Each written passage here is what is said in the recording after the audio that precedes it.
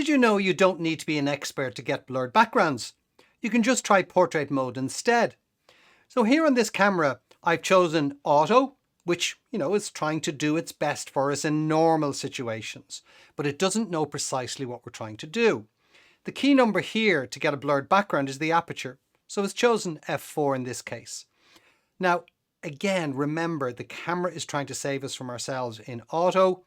If we go and change to portrait mode, you'll see the aperture number again, which is the key one, has changed. It's given me a smaller f number, which is a physically larger hole, and that is more likely to blur a background. So when we go to these modes, the camera then says, aha, I think I know what it is that you're trying to do. So let's have a look at this shot here. So this shot was taken on auto. The camera has chosen f8, and you can see that the background is quite sharp and the subject is quite sharp.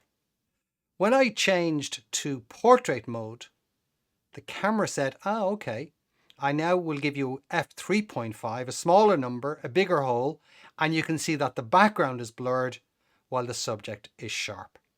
So these scene modes are trying to help us by us telling the camera, this is the kind of thing that I want to do. So you don't need to be an expert to get blurred backgrounds. You can just try portrait mode instead. I hope this gets you off to a good start.